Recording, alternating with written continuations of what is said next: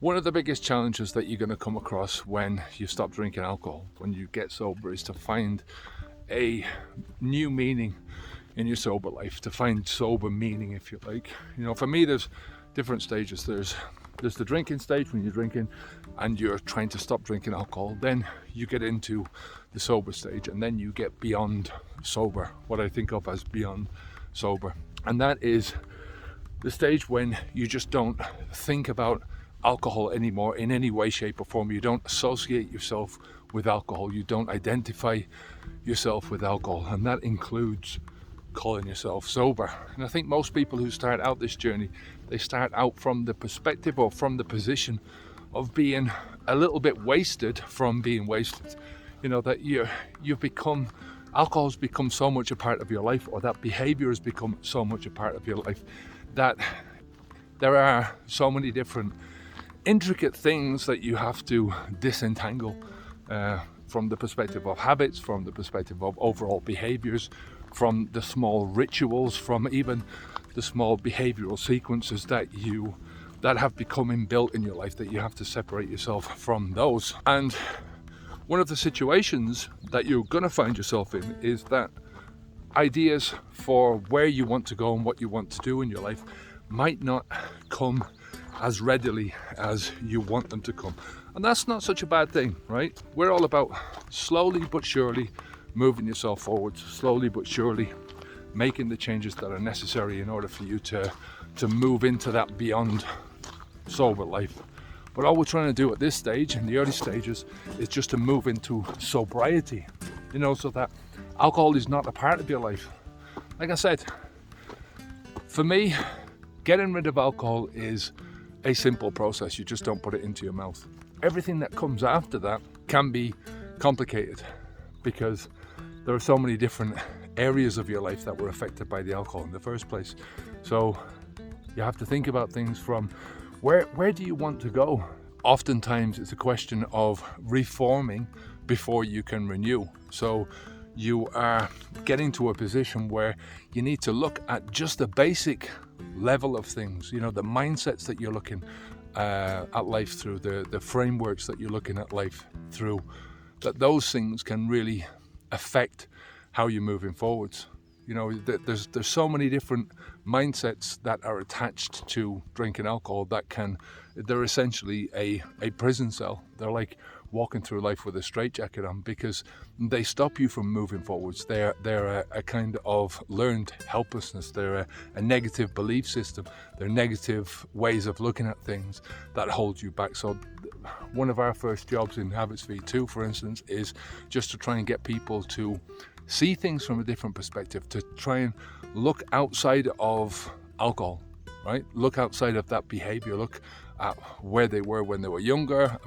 It does help in a little bit. You can never get back to that original self, but it does help a little bit to be able to look back at some of the things that you were thinking about, some of those ideas that you had about yourself, the ideas that you had just about yourself as an individual. A lot of that stuff is youthful and is no good now, but a lot of the stuff that you can bring forwards is very helpful, in moving yourself forwards and becoming a different person and living a different life. But it comes down to mindsets. So does this mean that you're starting out from scratch necessarily? No. In some areas you have to, but none of us are kids. We've all got a wealth of experience behind us that we can draw on. Some of the things that we've done in our past, some of the failures that we have, some of the successes that we have. I'm of the mind that you learn more from your failures than you do your mistakes, but the things that you get right in life are often a good indication of something that you can switch to some other area of your life. So, something that you've done in your career maybe, or your family, successes that you've had in that area of your life, you can often switch those skills into what you're trying to do now. And it's the skills that you're learning now. Don't dismiss any of this stuff. The skills that you will learn in getting rid of any big bad habit that you've got, any big behavior change that you're going to go through, they're the skills that are going to increase your capabilities in the future. And they're personal skills, they're mental skills that you can translate into so many different areas of your life.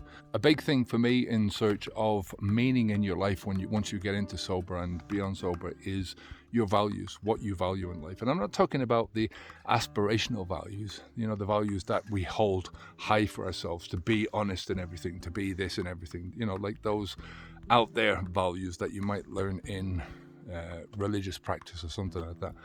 Talking about the real things that you value in your life. Do you value your family? Do you value health? Do you value vitality in your own life? Do you value education? And you might say to yourself that, yes, I value these things, but look at your actions, because your actions will tell you a lot more about your values, what you value in your life, than anything else that you might think or say. I can tell a lot about a person, when they're talking to me I ask them about values. What are your values? What do you value in your life? And then you see the way they're acting, and you see, for instance, with alcohol, it goes against health, it goes against family, it goes against friendships, because it's a very selfish thing to do, and it distracts from your life, it detracts from your health. So values are an important indication, and values are something that you have to really, in order to move forwards to meaning, you've got to change, and you've got to really start thinking about your values and what are your real values, and are your actions upholding your values, or are you just talking bullshit? 3 other things that you can use are curiosity, experimentation, open-mindedness. Curiosity from the perspective of you just want to be curious about what you're capable of, the potential that you have. Experimentation in the sense of that you're willing to go out and experiment on things that you just don't know what is going to work for you. And sometimes you'll find that some of the things that you didn't think were going to work for you while you were a drinker will work for you while you're sober, will work for you moving forwards. And you might see something in something that you will like, and you're willing to take that forwards. But if you didn't take the chance and go out there and do that thing, then you wouldn't have found that out about yourself. So that's where the open-mindedness comes in. It's to try and be as open-minded as you can about yourself. 2 more things I'll give you that will really help you in the early days, but throughout this whole journey, are optimism and perseverance. I mean, optimism, just looking at your life through a good lens, through the fact that you can do these things, that the idea that you can do these things, and that you're moving towards a better version of yourself. I mean, the whole idea of this is to, first of all, move into a better version, step by step, just a better version. And you stopping drinking alcohol, you're automatically moving into a better version of yourself. Then gradually you move into the best version of yourself. And the best version of yourself is across many different areas. And there are certain things that we do within Habits V2 that we try and constrain you in. If you go for the best version of yourself in one area, for instance, it means that you're precluding becoming the best version of yourself in other areas, because you've only got so much energy, you've only got so much time, you've only got so much focus. And so you have to try and become the best version of yourself across all categories of your life in order to have a fully balanced life. And the perseverance part of it is just to keep going, to say to yourself, I can do this. This is what I want in life. I want to live the best life that I can live. In order to do that, I've got to persevere. I've got to persevere through the peaks and the troughs, through the successes and through the failures. One of the most important things to understand about this is that it's not going to happen overnight. You've got to allow these changes to take place gradually, over time. The people think that when they stop drinking alcohol that it's going to be something that makes a huge change in their life, and it does make a change. Like I said, it makes you into a better version of yourself just by doing that.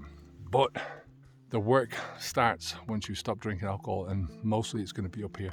It's going to be thinking work. You have to do that thinking work in order to see the changes happen and to become that best version of yourself. So, perspective.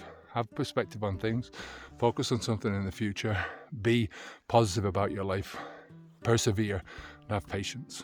Patience is so important because it allows you to see through the failures, see through the personal failures, and you will go through shit times in this journey. There's no doubt about that. Most of the shit times are in your head, but they're shit times nonetheless. Alcohol always gave you that out, that way of checking out of yourself and not having to think about these things. You don't have that anymore. So there is a certain ambivalence, because part of your mind will be saying to you, Go back to that old way of doing things. What was so wrong with that? Yeah, you know, everyone's got to die of something, but if you want to make your life count, if you want to live a quality life, you've got to push through this. You've got to have patience with yourself more than anything else. If you like that video, watch this video. I think this will give you a good perspective on what's to come.